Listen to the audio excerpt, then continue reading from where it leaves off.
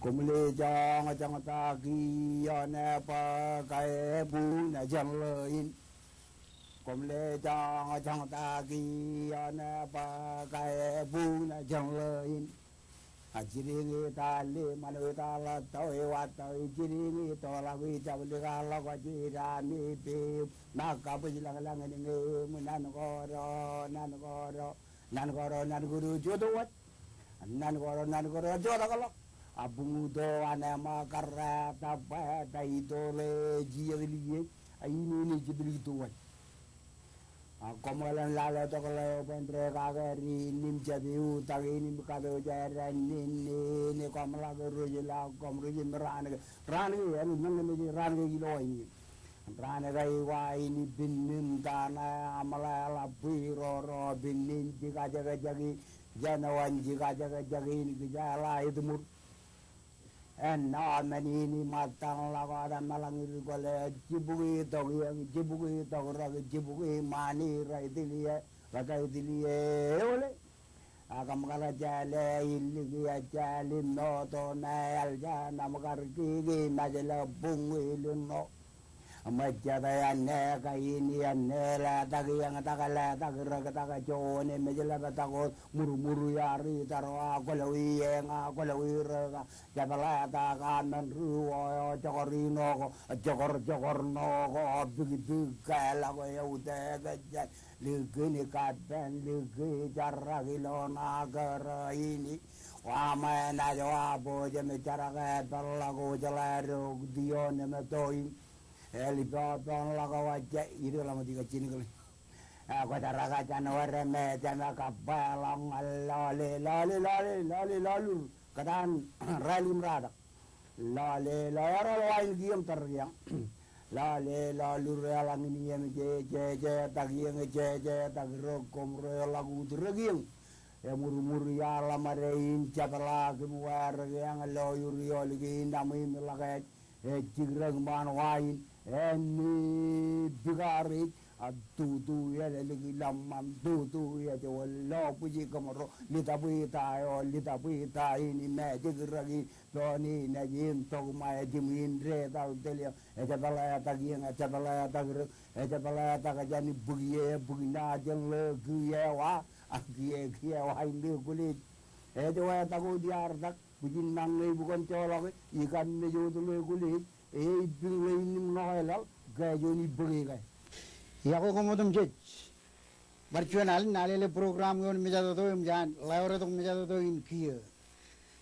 program ini kanan rajang chapreo darmit igichen alben magdu ke in wich rajwalo wijin eno tage kom kanan rong imek ga rajwalo igichen chaban kanan pewena do a chapreo nan ko kachido to kaingan program ini email ang magdu ko kumnaj lui ijil lagun game koim rajber yumundal imwanagan Robert Ramos Enterprises eoim kamagdu awalben magdu gain an alele program yon mejado to ilo dialin shage jubilio Muna janaro jina tipen ron rakhin project lo magrin changnan bagi ni lo din management alele chagay mer kamagdu awalben magdi na ruch manar lewat cuan karwai ini nyanan mencapai ro ilo pelagin tiu dinu merjade magdi na ruch ilo chodin raini igichen tibi ko nejir kachuju ebar chiche bien kiye pejan pogdem chete magdi ko ranai kamagdi kaju chabulo malang geinot chana lage tawjin mai langlang e chebolo bachigin menaruh pokok limu kapemmanin palagi lalin yang ged ilo training magdin cuci kembali chodin rain kia menaruh pulik mandi ini nar jangan kacun pokok cun emmat hidupan cun yan cepatako ilo ailingin namrik ilo radun cun lulu izin Everjonian Chapadago vision, Manair, Kalo Vijut, Kanchun Bit, Kagjung, in your Arkadmani, Poena Kazo Limo, Ilar Limere, Lale, ilo turen magdin chojim lale mak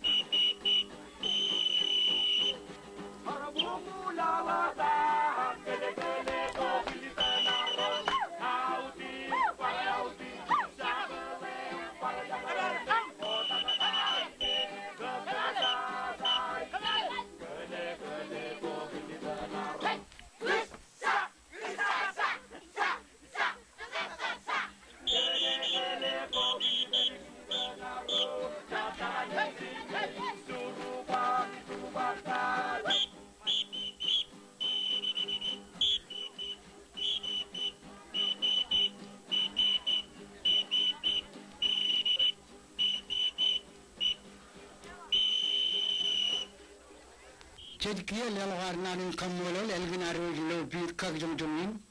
chen bijabda rein lo ailingin namri kem jemlele elgin aroj wade kegar sidbun khidmaje ailingin em koilo ailing goje pelen yil lawat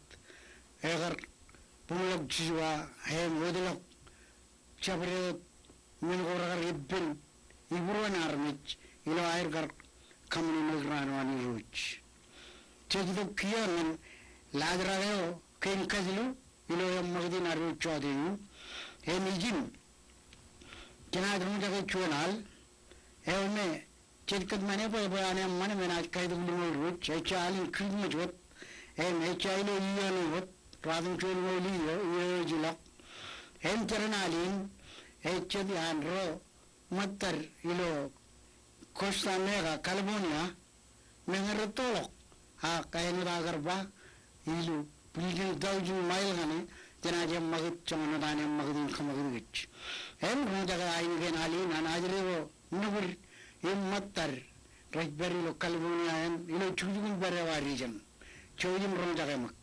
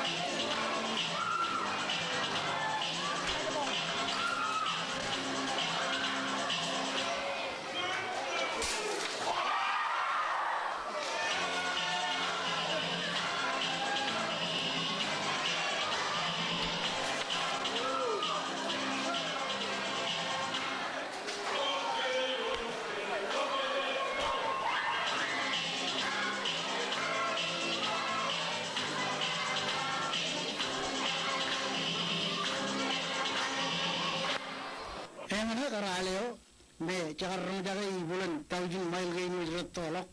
ragar gitu buat gitu lawain itu aja nut magdi naruch ilo ini mecha ilo lagar ginut kobai pen karem magdi ana ajri rein karain gen ale jagarrong jage cemalele begring me ko ay region menger beri lo chedal achedabin agar jabu ko tak ime jabu ko be ime pan lo be ngun rio chedban kring me dinar miro jagal le prejen magdi ka ge lo tren kridmuch chet kamolo liro ken chedabu weli jagalak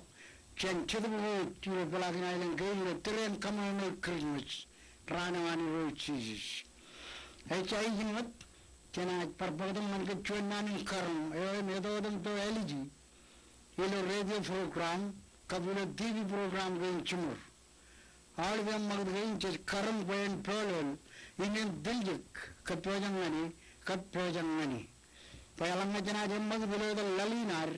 in pagala anklar nan parchedalla chencha bilan pagada charadayo agajlayo ajen pagadam chun emmag kap ude joyalat nallalinar kan menego jaram magd gagi ibulangel marmit ibulangel lal ilo deren irajujum nanan karmi ne berbewed a festival aga lude kopan alele ilo island kai rik south pacific everybody kammani lo allangin wagoch ilo chondagin radon ro ilo raratama island cook Emid Kirgit mane kabrojat muttar ilo fachifigin chanaj balok ikurewar ramantada chanaj balok cerbalin kabelin pegawar meraido de bilino ramano in chanaj balok elum wawengo rich perverion chalawar manidwar in kajingwar kenmenin ekkarman kachalain egarido pen riwat nan kachuju Orang kemana kurang lo island tu ilu, kab kurun awal baru, ilu tiudin kabulo palang najalin, kacalain narin karmi najuin mankum, codun rong lagan. Ela ini el maut in program lo ilucen, emma cem republikinar, man pacificat vegetable lo, enaj kaman ilu hoch in radun jonuro ilu raratama. Pinan ribuan game, cek kaji pokoknya Cina, kuiwani, in Cina kagambal mili, kuni game benar kuni nikure, kuni kamarani mana, kuni kaman, baru mengo ayah di cen kabel koar, perang teberak in project menalengin cuci edali, ewer cuci aleng, benar kerana logai. Imenaj raunat kanidi an festival abat ilo ailingin majalin minister pun rabne chevan manair edali ikurego ani ailing kana ilu kap edali go yum tidin robojakke em echailo alling kana hot me kanidi nai raun ilo mani yin alling kana ojon enaj or irajam kum kammane edali penawul kuini kure korana jido jana udarayalan koyum tiudin manaru chogo korram muntada im rajamin bagalak kuch em pagduk kujilo chuan ajala arana bagalak kuch em pagduk kujilo chuan lemano enu tagare magdo mana Australia ilo yogo utrangajalo charram char chalabe chaba garugo em agar pair kiligit em chalage garmit ini kure em kabel ilo komman kain cerbar ruduin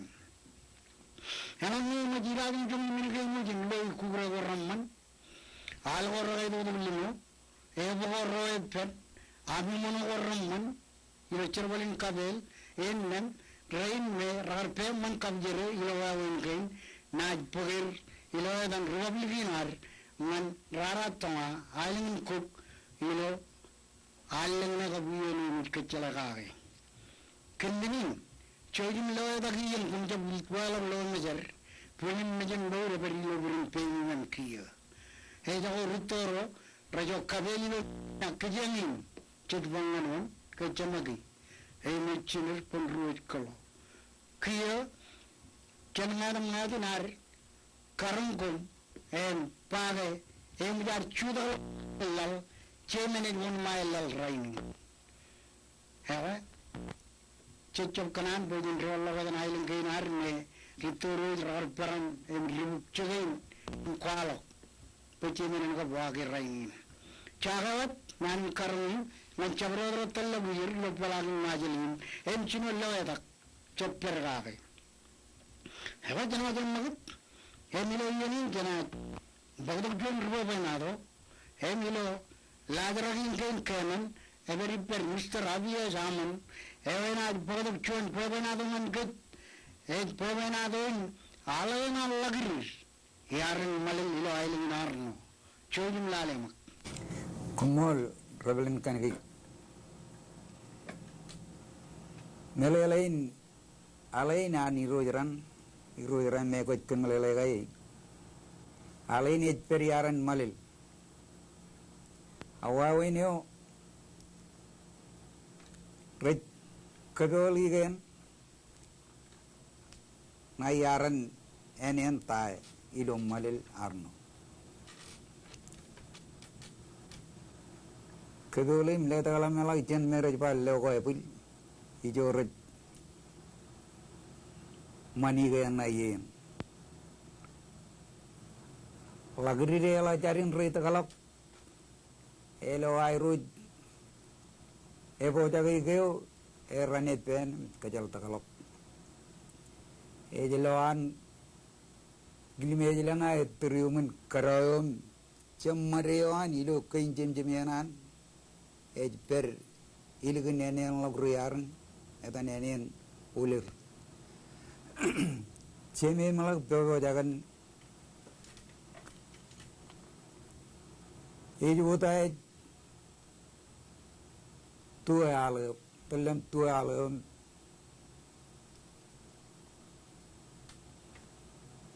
ribut cenigan,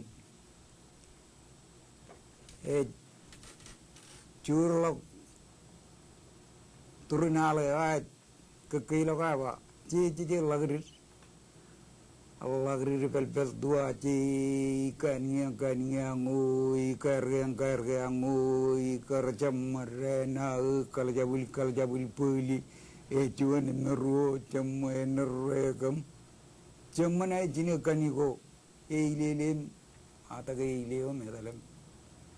dialam mani jine na payole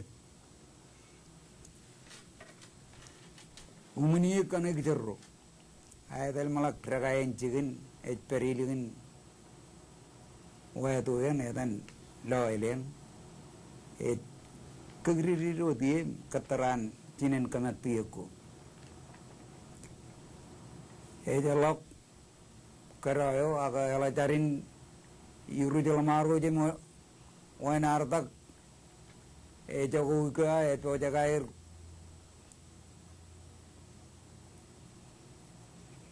kaciri muyom kaba lamai mencair tua ale ani roir per mandro ni jo tal malam mungkin roid per cepil gelo per tor igo la jabulio rabar kedole le dala wayang ijen meraj ba logo ya puji jeloan poli ke ayar rane penem kejal takalok ela jarin lale ke kilme jelang par tudrim cemmariwan ilo ke incem cemenan menen pero dijen kapra ka incegin pero dilgin wa tuyen cagaran taibun ko rallata racan gar tude pragayan kap menen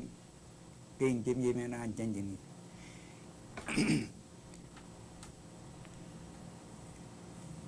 bunglok manu tu kau dua alayo ci lagris bel dua ci kan ngui kerja merena kerja bul puli ye juan neru cemen nerekam Semenai cini kanigo. Lele mula mungkin tak tu lok. Wajile muni kana gijar. Romum pajagap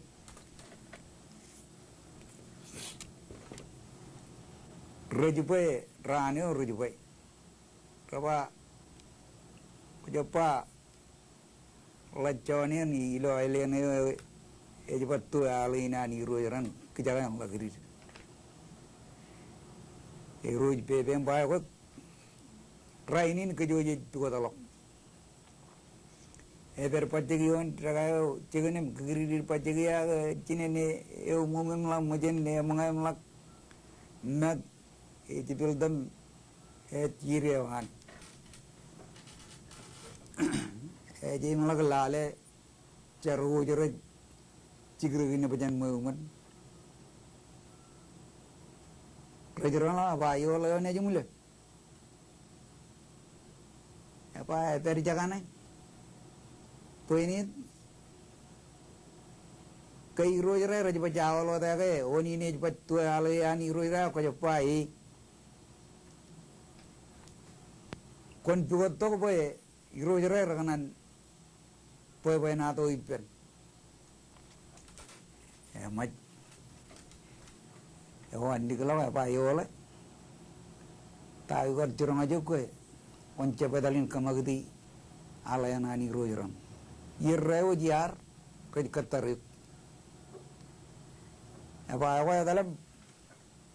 begitu kemarin kau ni, begitu dunia beliau kapat, begitu ini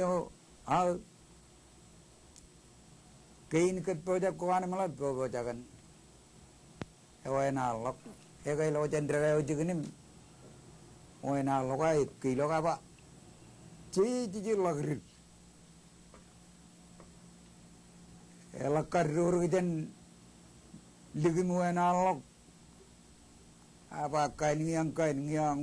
ikar jamarena kerja beli puli ye jual nero cemen rekam jamana cini kanigo emet bugirak eper kilo ipel margo juga kain yang karyang Tripojere ne tele ap Raulun jago erro dalam amanak yenen me etor en Japan pajeng lagi malawin pewenal kumbolot Mr. Abiy Yaman chunin pewenado dalok kabilang ken meuran lagrir ilo terio kartue aleo ani rojro eor jiri kajide ipam migichenot pewenado in mudajana royal lemon malago cheni ke wajba regain chimjimena lagrir ejbero dengan rainin kamaron ko kali karangan kemuj rurung jaga ka realu je am komane pewenado inam regain kain regairot bugur ke tilana ke kamaron ko kali kare ngai ejbero dengan rainin kumul yene pero dengan rainin dragayan calakalale kilen enot kilen dragayal menen ej pajal karot yon perperenan kilimejana yen cejagana nedalem jemi mari gainar ngeje kain oi kar pajegi ko cejedalem jemi mari gainar ilo menen Cedkiyo lelawan nan kamolol man Mr. Abiy Yaman chunian rubenador arud me verodi perkiyo en kamolole gen rubenador man munio me chakarno jage jene ilu yenim kiyo nya jemmad man lagra lalim en yumul ladragin chena pagdo chunin nan ebanawr indani ne jidojan rayo ilo College of Mazo Island in Chedmadan Rai NEV and I bottom to a nan emun in Chudnad Rajare Yichen 1 mile loco of Bagdad College of Mazo Island Raja Pune em rubadak nani naru kilo chodin en raini na chonian reserval roilo IMNF Mrs. Agnes Lalit Samjan choyin lalamak ilo train gin chabar moto nganari dan parpodok chiri kada ko imya kayar kada kagi gichien ejmur ho an ajriro nijir yoim chenaji dan kanono kagi kiyo ilo train kada ko ari ilo train me ya ke bosto nganai chije den sere pemi esken mene rubeleran respa snacks akit cheba mga ko kadanawa mangain kadanawa emilo train kin itan kanono gan menin mga kadanawa yaurut nganchuan ajiri poy en pok mga ko ilo kadanawa ko lojen chuan ajiri irip emilo treo en mga eno ke chilun chalage kajuj armi chewuj mga ngan kajuran punir emilo wawinar mga chejala ke chejewuj mga chipong ralep imchuda ajiri ronejir emporano chedien kit armi jotem chij chewuj mga iko ikadanawa ngana ledo kajurgo ngana marungun kamagdegen punir ilo tregein kadagain ngan mogoda jana pok mga yawan yeno chuan treo chuan enot pa mga chipong inem lamu kadan mga ngan ralep kadan mga nawayan mogoda jan dukun mga lo elegan ralep menin snack ak mga kadanawa ela bodum laban aur ngan ajuri ron nejir eno diar pai mogoda ke ajuri ron nejir erik a lojir a turo ge wair erik nganan marung sapode ak kagay bujin kajure wanen punin nganan marung supply alam magdget ngan lochuan randugiyo ken menin mga kadanawa ngan chuan ajiri elaban aur yo chet chinen chemin ajiri reje termine baba elange e ajiri onejin e changin yenan mga ralebot ak e awlam pal mama igole ilo treme changin chet awain mga raleb emkin ke ro chinen chemet cellu kan ge cheba katar ngan nge ien mga po awlever chinchi de mga pendrol la wawenin ajiri ro nejir recet roim revo bilo norin recet ro im elabot air lamla magdget kamagdget en punir chuan ajiri yo imej rutolak e jayguj mga kadanawa moda janan marung kamagdget en punin lo alvan ryan kiyo kachido in kain mga radago ekar imcheche dengan chuan ajiri ilo yenin ke kanonogan kain menin mga kadanawa mga kadanawa elaban aur eno diar pa mo kadala ajuriyo nejim emarungun ilim juan kabun milik eoyim charwalewan e balelo kajur ngani emarungun pok juan abol em kangay eoyim bene barano lelo kajur ngani en punin mogoda cenan lukun regular lukun mangayo kijen mangayo ilo cho raneo parainut pinana ewar aurat nganajuri ro paran bandarong mangai kadanawa mangagin imre wala ilo poster gain pai kwalap jadian mangago im rakkar ngan kadanawa nganajuri ro paran marong le to kajoren rain punira jai buji moda jana lukun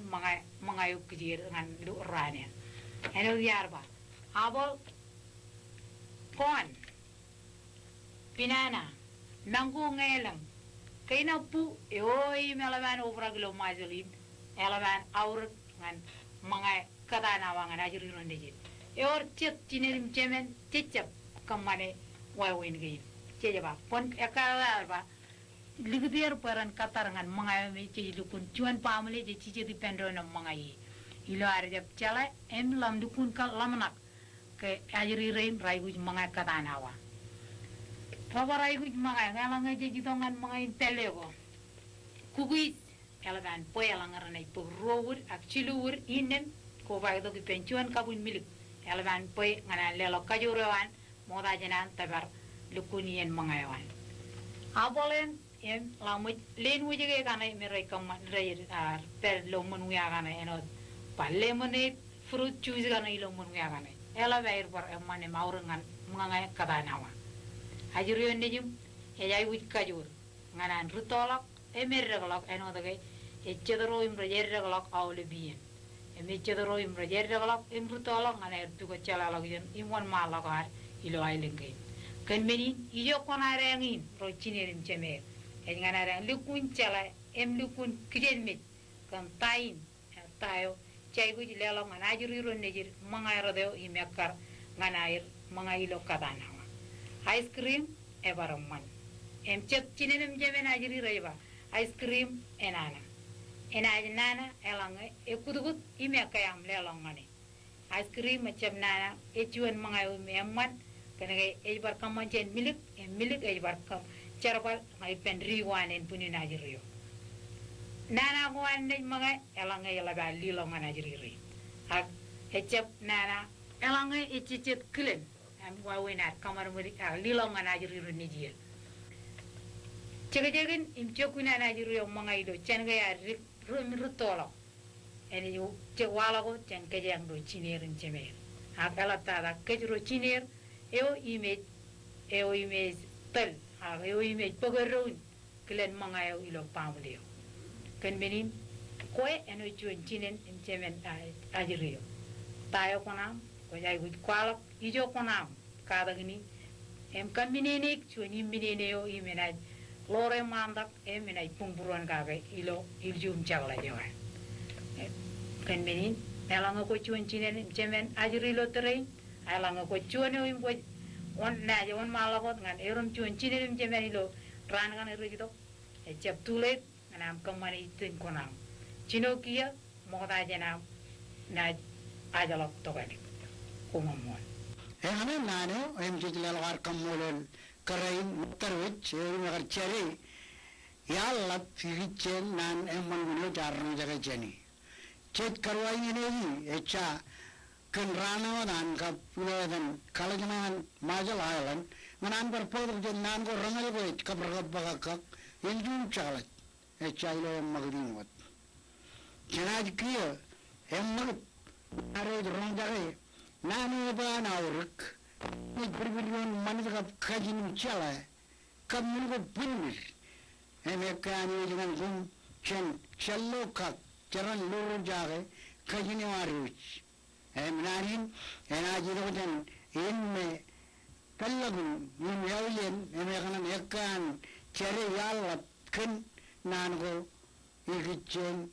karunjan challo got mista abret kapalle everyone doing kiyo minaj lelok mijado do ngani manan yo mijal kap meliagam pubrak ngan kujut mistal brot kapelli jonalen jabar ion ron lo programin analili lo TV kap lo radio wajan marun bar kakajo lok chituban kajin majal wajan el lo da ko ka manin kajar bale pen nuru dim tuan perangan Indio. Car udamilo trep kolok kan cet wawun ko rar kabangar karun karwalog lo royan program ko rechamlok ak terrain jabar project kiang anar jaga mantangan kum melelegin im katparan gini kichen kajin majal yar gar chino lingri pemi kwalok kan wawin an cibelin kayin majal charbal elang yar yoni rejba echuan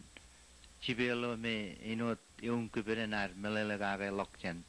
cibel ne je perigia emani ne chuan min ala berojum tamage eno dar chala by alphabet ne agal echa bugutak chen alphabet do karmoda agi joge karkanan charbal emmalok emelele logar chale kajar bale jenagar wawin alphabet moda ini bar eliji giangan ke pajan kimi mi jod alphabet ina gal echa ini gen no lokajini nar echla butak iyo we kargair gi inot yung lok wawin memmal lok wawin er kar akar pendron jenagar moda ina chino gia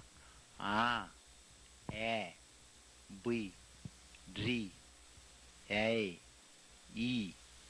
G, K, L, Mi, Ni, Wow, wa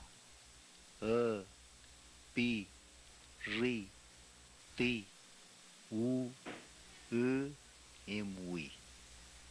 ergen ainigen ko ak alphabet ko ilo chibel ne je kamelele ka gi im ke kachiong pe awle beru jen kajar bale pen chokuno chona ro kajar bale alap tada chino jen ran kien go ralap kien o yolap tada tongan kien go arilo local government idongan chugul go ngan kabung go im pijni go im awle charbal go chet kap kik armich kachuyo elange chekanan pujen kajbar kajininar pungutane ochuan iman tada inchi jago kammane karage im errai penron gan chuan karagan chibeleo ena emmanaru kajarbale im emelele awle barmich kage emparainot pue chenjap kajarbale ot kajininar pue chekanan nge chekanan pue nurot chenjap kajarbale dilo kanono achen parainot ligdi lo chiji innem jedagin pungutan lo alele je kammane rainin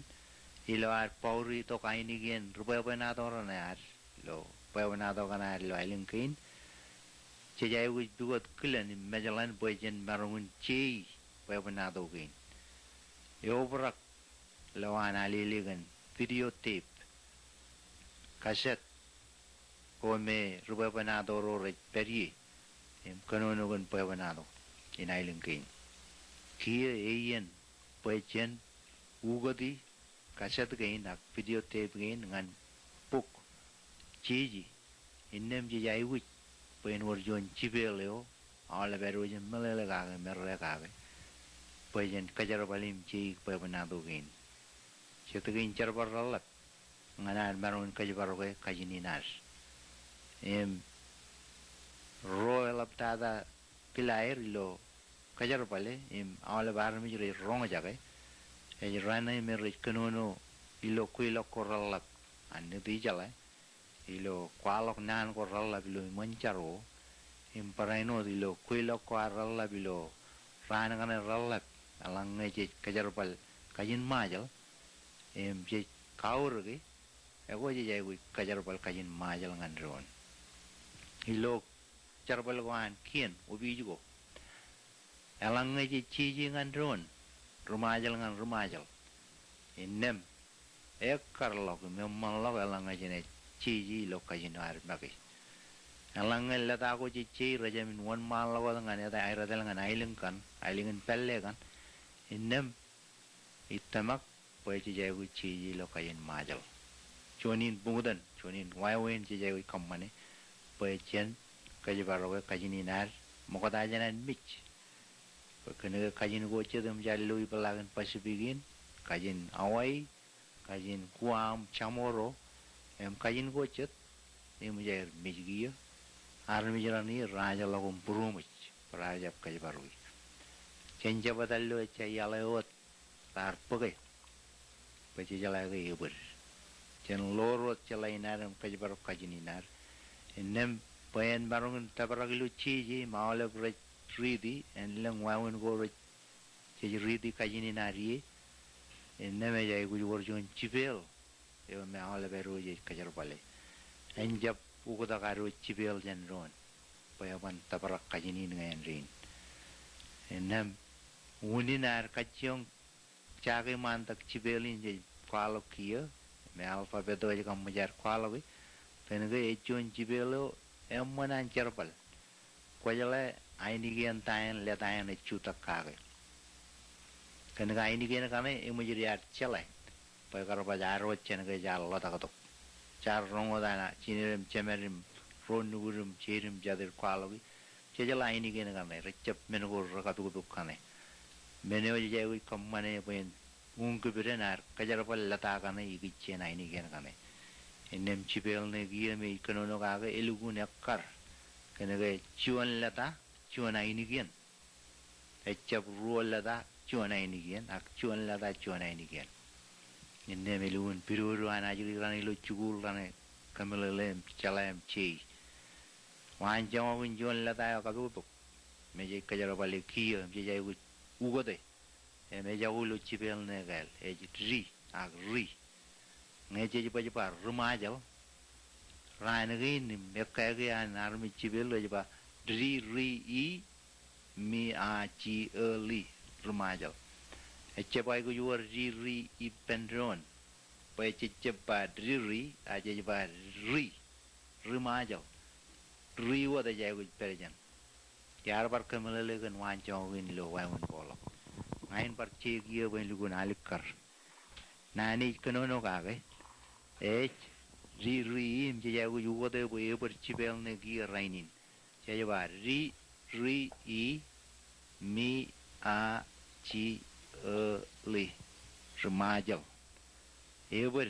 ceceba wi kajar ba ri ri penron bo celok cuan ini gen lo kajini nare enri narpa ceceba ri ri aja ba remajal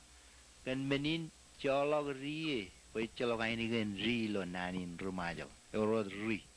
em ligut ri I mi a ci li em la dage no ka ve ero kane je pa ga tron lo ini kian coba cibel negal cecepa mi a ci li majal cecepa majal mi a ci li majal rumajal ri mi a ci li akal kia men go gain je ba je wi company wen ciccitar cibelin cibel negal e kajar bale ilan lale paraino du godagin katan kajar bal bigar roga pie mara pakajini na re celok men lo kajini ngli raja voiceless aini gen me celok aini gen peri ketuat wanjong ilo English pie je cepat pi ayai ba celok aini gen ketuat meneo eor aini gen penrebere raja voiced ka voiceless celok aini gen elang aini gen voice de ilo English raja ba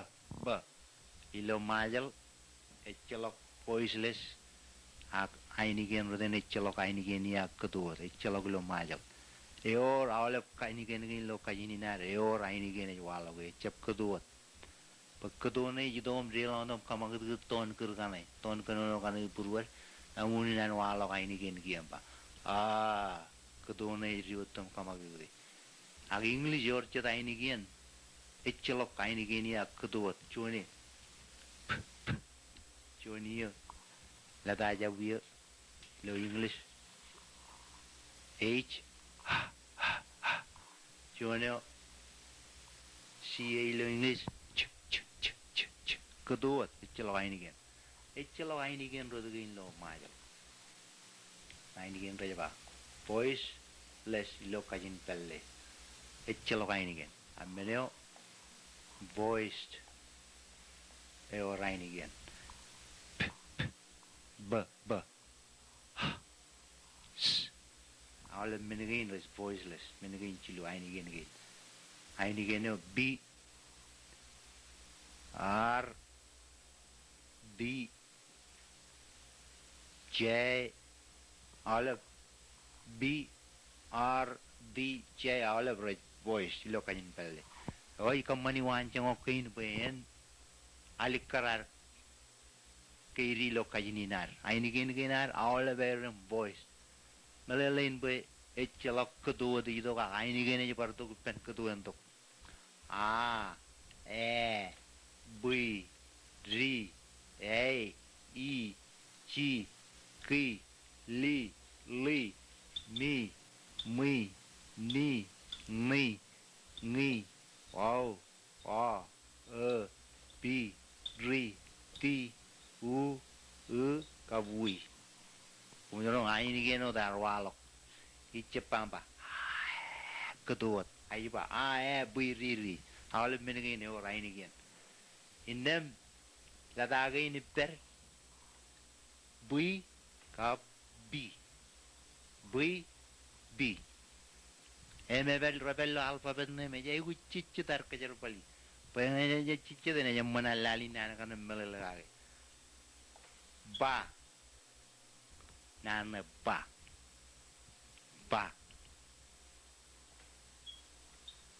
da ba da amakan utak biga jan ron en menin je uchi bele yakar ngaja ba baba baba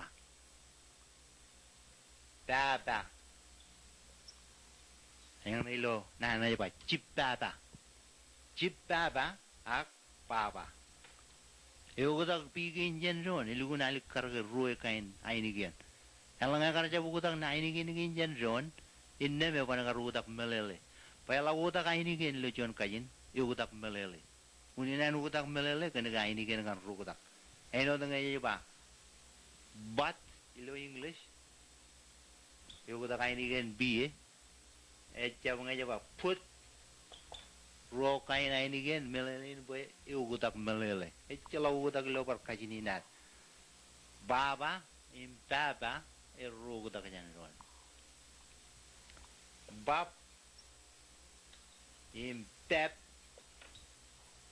rugu tak aja nih ainigin bigin ralikar bab kap tap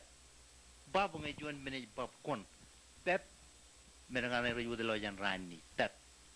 menengin raju tak rajalikar unina ne manjibeli pa kenege ainigin gain raju parwalo gluar chi ang jibel ne giye me chapre ta kodar chi kolugun dok ko kata na ko tridi alali yon poden chedre che pi chi aga elugun ko tak tiga air emri elugun dok lama am lima chiro ma kejang aja ko kajimai archi bela kajini nar elugun aur kenege nur arin kara arin juan e kajin elanga jene koane cherwane indem jij koane cherwane kara war magi ilgun biruru ar melelegun menin cece bagu parkeno no malo menojen company gen bungudan neo im karage pojen lor chon chibelo ke jo ne nyawala mano melele kage im kar imene judi buruer kage ecep jon chibelo me armi jirne ridala kana jirne kachire kan ke kage bakain chibero de rejeni nani ladai ayu berwa ne ka cece wi kajime kan menin parcionalen i kachiduk ami uchibang pechujin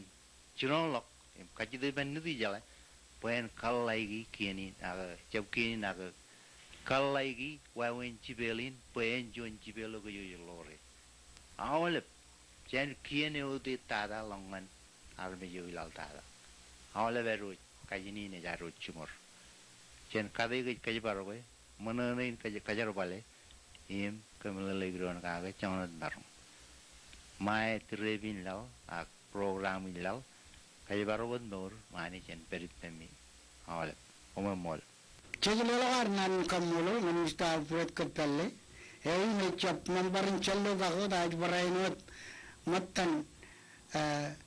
language commission arwich im rejlo jaga nan tabrak chibelin puchujen chonin cho ain man kage ken ajang maut chen challo gak hinjana bagdang ke chun bija chen collection an chodin debrun ena dekan gin wala gulo em magdin arwich pijana kun remana julle ei pijain ro yan kamdaro an chobin em rajmagodar kadel ilo lang jam ngayel ailing ligit lamarana na ro em man chen ailing ligit kap chun chen ailing majich em raj kamdaro raman dada an chobin debrun lane duan ni ilo am remana je ani em chemen ma je ani kaparelan rojek chain chadin maj melang kumunan raja ke provenadun lalabne renungun avatar nering kap rojek rejmurun beri perraingin lalabne tuan bunarang ava beli jualalabun lihat pen beli murut nun rainin ramaran murun periper pada no daru chalan me gunaran tono jadi an melologo rumlalok ngkungkaran tar melologo join ke bak Mr. Junjun Rais alang ngayar kayiniji eo lana yar kajri bachuk kaygarik agalang ne ebur ega barchon yan ranun din robot raimut lalam ne yar kajri ligi em kumna jaru na terene pijana kamani gule chon bagin radwan buchon ralidak ila aile ligi em yana pijaya charatnan kolam kum echapen chon pijaya rablen at mino yaurne chelo lamarano me ragar magud em pokunair em tibaru ailin kin ilo ran ko magda me kabelin kam de changar kan ribugdukut emilo yenin em jar tabar changmar em magdinaru jon mejado chanan kamolo albro rar ko lado bulo magdin chanchino tangan kiye em jar tabar chumlogun chidbarai me rajanku man em magdwan wigilla enatge ejem logbe chanyon mejado din akona jogbe koyo me prong jaga ka progel le imlale chegin per manam rong jaga em magdio ewan aur giyen kap kabulen ken mallan jebuyi ilwarot na chebil genron